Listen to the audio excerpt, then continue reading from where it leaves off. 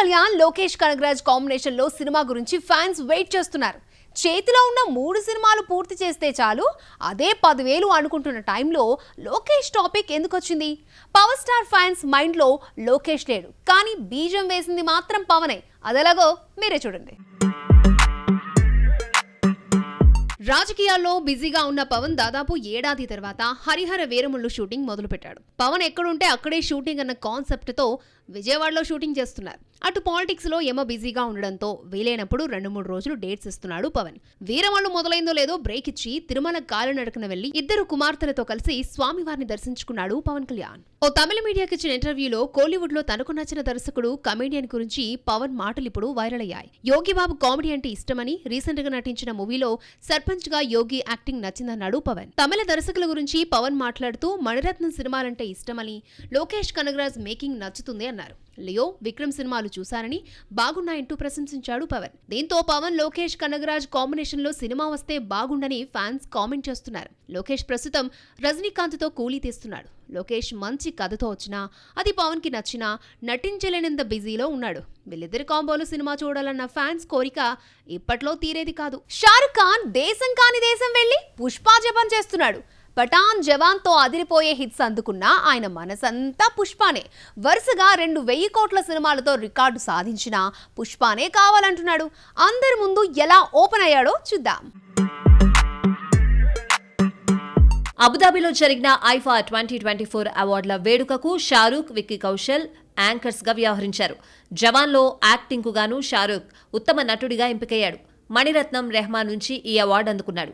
ఈ సందర్భంగా షారూక్ మాట్లాడుతూ తనకు పుష్ప లాంటి స్క్రిప్ట్ రాయాలంటూ యానిమల్ దర్శకుడు సందీప్ రెడ్డి వంగాను కోరి అందరికీ షాక్ ఇచ్చాడు. జవాన్ హిట్ తర్వాత షారూక్ మనసు సౌత్ దర్శకులపై పడింది. అట్లీ దర్శకత్వంలో వచ్చిన జవాన్ 1000 కోట్లకు పైగా కలెక్ట్ చేసింది. సందీప్ రెడ్డి, రణబీర్తో తీసిన యానిమల్ దాదాపు 1000 కోట్లు కలెక్ట్ చేసింది. దీంతో మరోసారి సౌత్ దర్శకుడితో చేయాలనుకున్న మనసులోని మాటను బయటపెట్టాడు షారూక్. ఏకంగా సందీప్నే డైరెక్ట్గా అడిగేశాడు. అయితే సందీప్ ఇప్పట్లో షారూక్ కోసం కథ రెడీ చేయలేడు. ప్రభాస్తో కమిట్ అయిన స్పిరిట్ జనవరిలో సెట్స్ పైకి రానుంది. ఆ తర్వాత బన్నీ మూవీ లైన్లో ఉంది. పుష్ప క్యారెక్టర్ షారూక్ ను బాగా డిస్టర్బ్ చేసింది. కెరియర్లో ఇలాంటి రోల్ చేయాలని ఫిక్స్ అయిపోయాడు.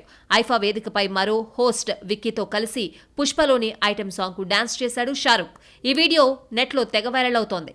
పుష్ప మూవీతో అల్లు అర్జున్ జాతీయ ఉత్తమ నటుడి అవార్డు అందుకున్నాడు. తెలుగు హీరోకు నేషనల్ బెస్ట్ యాక్టర్ అవార్డు దక్కడం ఇదే ఫస్ట్ టైం.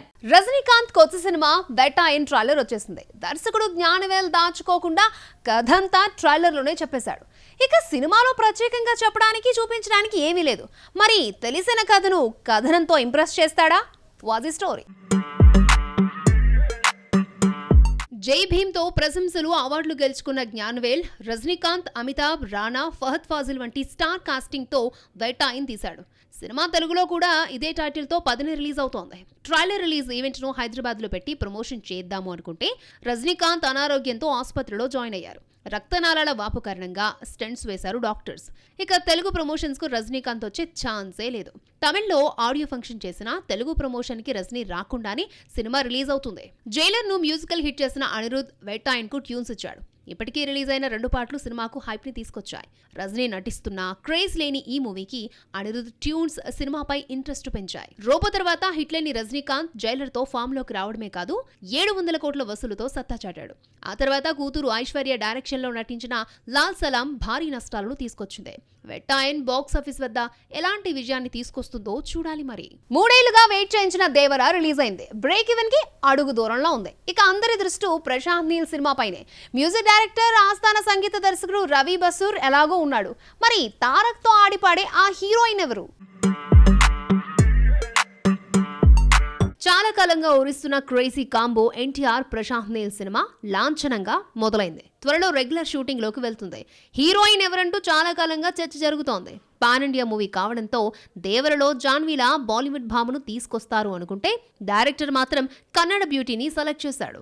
ఎన్టీఆర్, ప్రశాంత్ నీల్ సినిమాలో హీరోయిన్ గా రుక్మిణి వసంత్ పేరు వినిపిస్తోంది. 2019లో గ్లామర్ ఫీల్డ్ లోకి అడుగుపెట్టిన రుక్మిణి రక్షిత్ శెట్టితో నటించిన సప్త సముద్రాలు దాటితో క్రేజ్ తెచ్చుకుంది.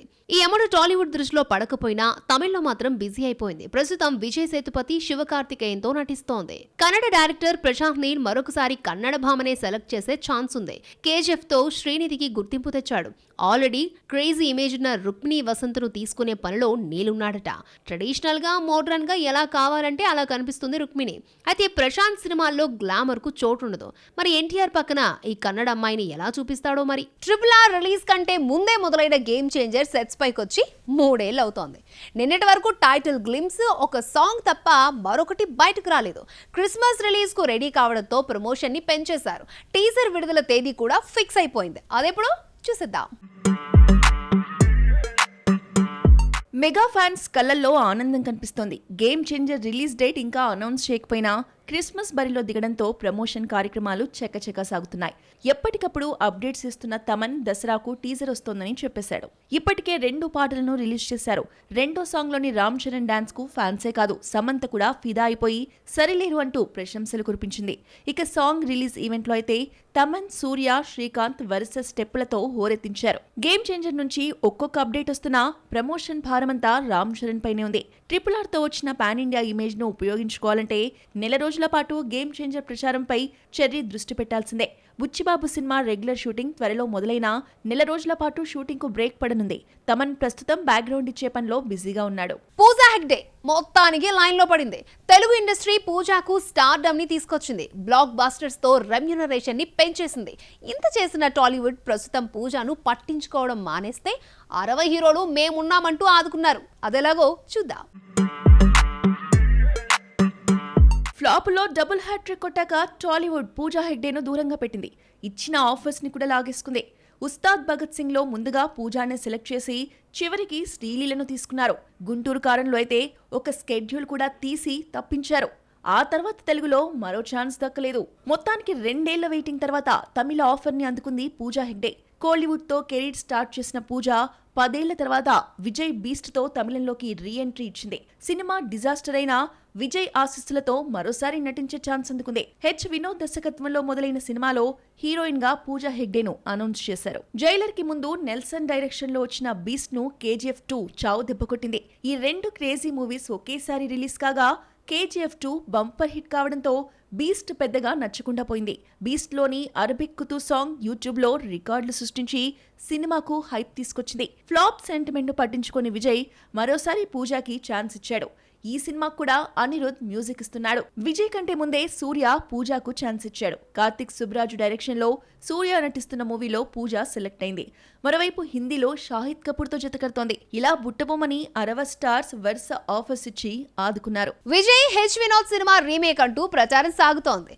అందులోనూ గత ఏడాది తెలుగులో రిలీజ్ అయిన హిట్ మూవీ రీమేక్ లో విజయ్ నటిస్తున్నారు అన్న న్యూస్ వస్తున్నా మేకర్స్ క్లారిటీ ఇవ్వలేదు. ఇంతకీ ఏ సినిమాకు రీమేక్ ఇది? పొలిటికల్ పార్టీ పెట్టిన విజయ్ 2026 ఎలక్షన్స్ లో పోటీ చేస్తున్నాడు. వినోద్ సినిమా తర్వాత యాక్టింగ్ కు గుడ్ బై చెప్పేసి రాజకీయాలతో బిజీ అయిపోతాడు. Last movie GOAT Vijay political career కు ఏ మాత్రం ఉపయోగపడలేదు. చివరి సినిమాతో మంచి సందేశం ఉండేలా జాగ్రత్త పడిన విజయ్ భగవంత్ కేసరి రీమేక్ లో నటిస్తున్నాడని తెలిసింది. 69 సినిమా పోస్టర్ పై ఉన్న the torch bearer of democracy అనే క్యాప్షన్ ని బట్టి చూస్తే ఇది పొలిటికల్ బ్యాక్ డ్రాప్ గా ఉంటుందని తెలుస్తోంది. మరి భగవంత్ కేసరి రీమేకే గనుక నిజమైతే శ్రీలీల రోల్ ను తమిళంలో మమితా బైజు చేస్తోందట. ప్రేమలతో గుర్తింపు తెచ్చుకున్న మమితా బైజు విజయ్ 69 లో నటిస్తోందన్న న్యూస్ చాలా కాలంగా చక్కర్లు కొడుతోంది.